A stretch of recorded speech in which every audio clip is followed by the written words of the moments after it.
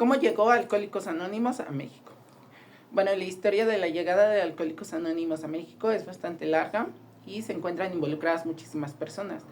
Entonces probablemente este video sea solo la primera parte de muchas otras.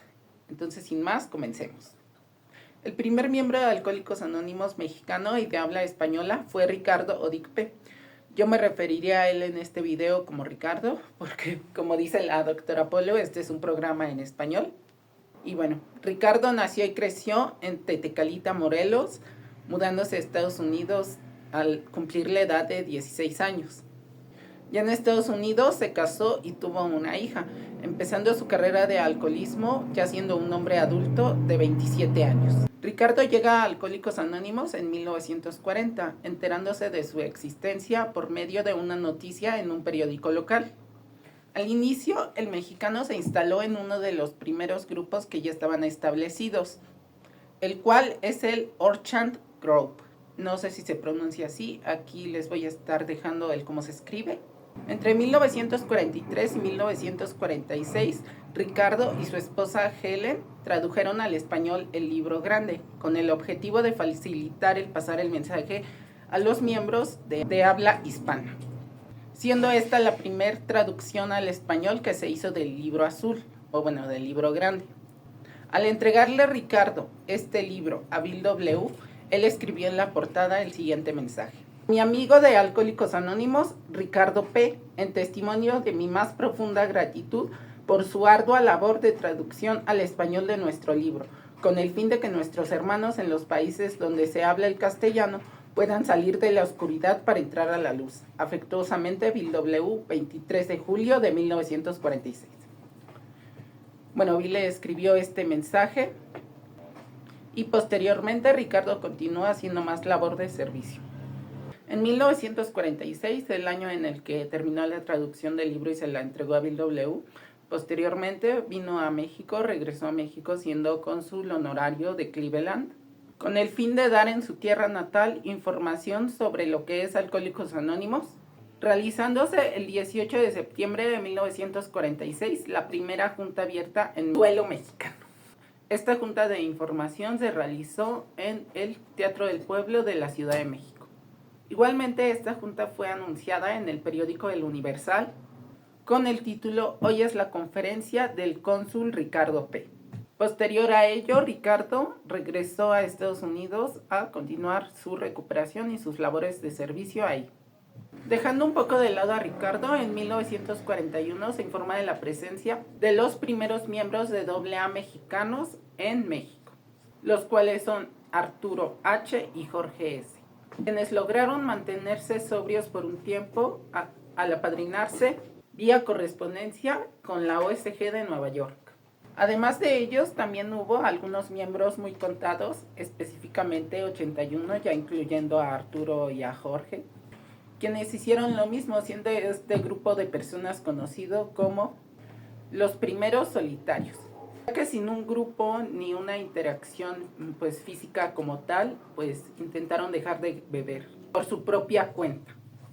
Haciendo un pequeño paréntesis, a mí en lo personal todo este asunto de los primeros solitarios me parece algo muy raro, incluso creo que rayando en lo surreal, ya que imaginando la situación un poco, pues fueron personas con el problema del alcoholismo y que al llegarles la información pues de la manera en que les haya llegado, de que podían rehabilitarse con un programa de Estados Unidos, que se pusieran a enviar cartas a través de correo para que les dijeran ellos cómo podían dejar de beber, sobreponiéndose a las barreras de distancia y de idioma, pues a mi punto de vista es algo bastante increíble.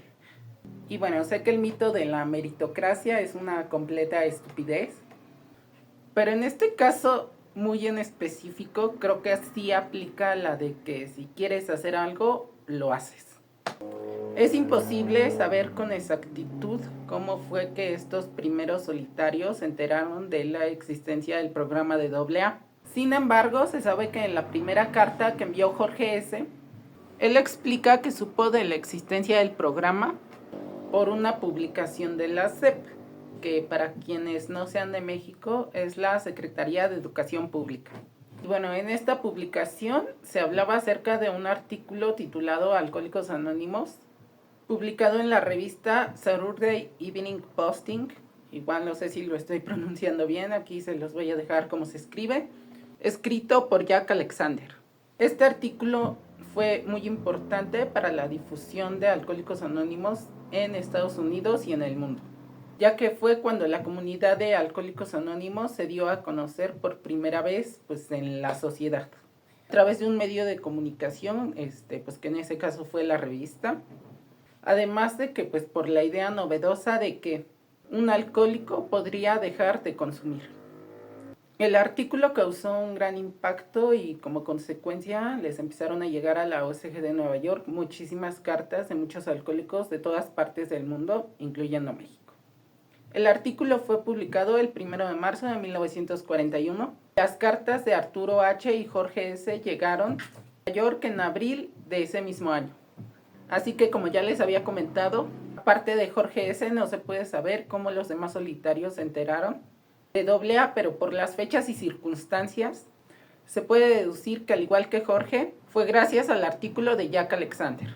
En el siguiente año, en 1942, se termina la comunicación con Arturo H. y Jorge S., sin saber qué fue de ellos. No se sabe si permanecieron sobrios, si recayeron o si fallecieron, pasando sin mayor trascendencia a la historia de Alcohólicos Anónimos en México. Cabe resaltar que todo este tema de los primeros solitarios ocurrió 5 años antes de que Ricardo P. regresara a México, que fue ese momento el considerado por muchos la llegada oficial de Alcohólicos Anónimos a la República Mexicana. Bueno, un detalle que olvidé mencionar es que Jorge S. en una ocasión fue visitado hasta su domicilio en Ciudad de México por una persona de la OSG no identificada. Igualmente, un año antes de que Ricardo P. viniera a México, en 1946, un alcohólico de nombre Gilberto M. recibe el mensaje en 1945, en un viaje a California. Cuando regresó en ese mismo año a su natal Monterrey, estaba tan motivado que abrió un grupo, convirtiéndose en el primer grupo de Alcohólicos Anónimos en México. Además de esto, su esposa, la señora Francisca González, traduce al español el libro grande y algunos folletos. Además de que algunos de estos últimos son publicados en periódicos locales.